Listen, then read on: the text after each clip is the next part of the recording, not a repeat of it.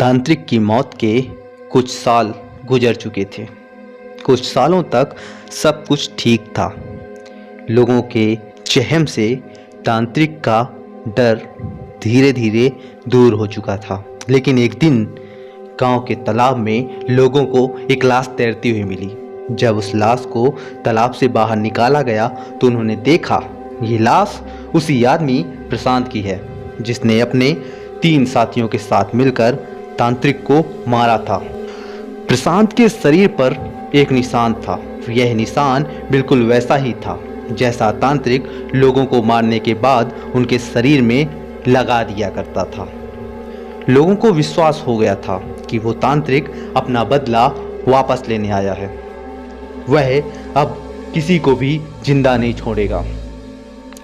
प्रशांत की मौत के बाद तांत्रिक को मारने वालों में अब बस 3 लोग और वह बच्चा जिसका नाम आदि है ही बचे हुए हैं। उन्हें पता था कि तांत्रिक का अगला शिकार उनमें से ही कोई होने वाला है। वे लोग अब बहुत डरे और सहमे से रहने लगे।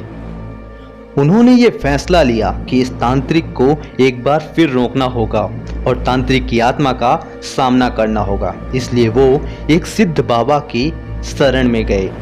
वे लोग उस बाबा के पास गए और अपनी समस्या उसे बताई। उनकी बातें सुनने के बाद बाबा ने बताया कि वह आत्मा अब बहुत बौखलाई हुई है। वह तांत्रिक अपनी सिद्धियां वापस पाना चाहता है और अमर होना चाहता है। आने वाली अमावस्या की रात वह वापस आएगा और सबसे पहले इस बच्चे की बलि देगा।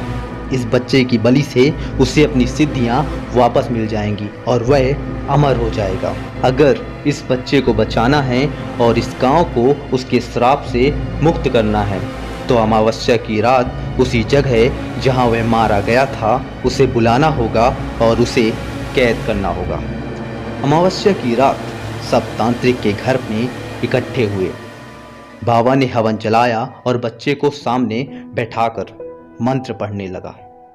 बाकी के 3 लोग घर के बाहर पहरा दे रहे थे। मंत्रों का जाप करते करते आधी रात हो गई, पर तांत्रिक की उस काली आत्मा का अब तक कोई पता नहीं था। वे तीनों आधी रात तक पहरा दे रहे थे।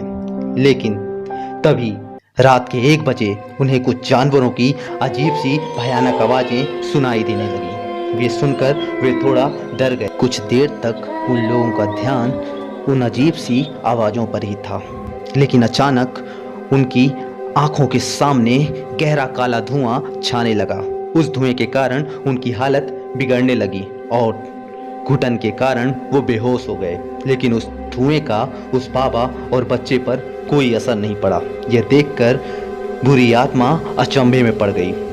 बाबा ने बोला, दुष्ट, तेरी घटिया माया का मुझ पर कोई असर नहीं पड़ेगा और ना ही इस बच्चे पर। प्रभु हमारे साथ है। यह सुनकर तांत्रिक हंसने लगा और बोला, इसका सामना तो कोई भी कर सकता है। यह कहकर उसने अपने हाथों में एक काली ऊर्जा जागृत कर बाबा की तरफ फेंक दी। बाबा ने बचाव करने की बहुत कोशिश की, लेकिन वो उस ऊर्जा का सामना नहीं कर सका और दूर जाकर गिरा। वो बाबा खुद को संभाल पाता कि तभी तांत्रिक उस बच्चे को पकड़कर हवन के पास ले गया।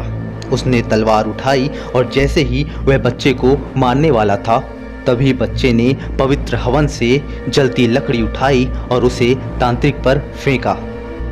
उस पवित्र आग से तांत्रिक तिलमिला उठा और जमीन पर लौटने लगा और वह बच्चा वहां से भागा। वह भागता भागता कुछ दूर तक गया। कुछ दूर तक जाने के बाद उस बच्चे को लगा कि अब तांत्रिक उसका पीछा नहीं करेगा, वह अब उसके पास नहीं आएगा। वह रुक गया। तभी वो तांत्रिक अचानक उसके सामने आ गया। उसने कहा, तूने क्या सोचा था? तू बच जाएगा? कोई नहीं बचेगा। अब मैं सबको मार दूंगा। मैं आज तेरी बलि देकर रहूंगा। यह कहकर वो बच्चे की ओर बढ़ने लगा। बच्चा बहुत डर गया था। उसने सोचा कि उसे कोई नहीं बचा सकता और उसने डर से अपनी आंखें बंद कर ली थी।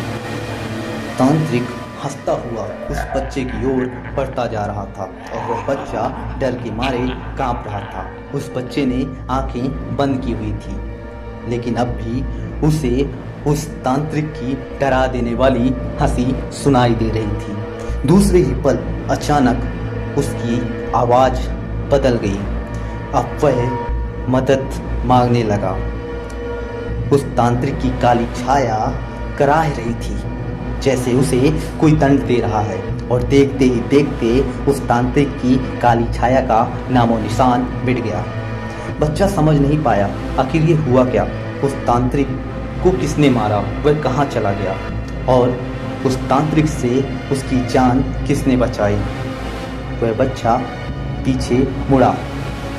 उसने देखा कि सामने भगवान का मंदिर है। तो क्या भगवान ने उस काली छाया, उस तांत्रिक का वध किया?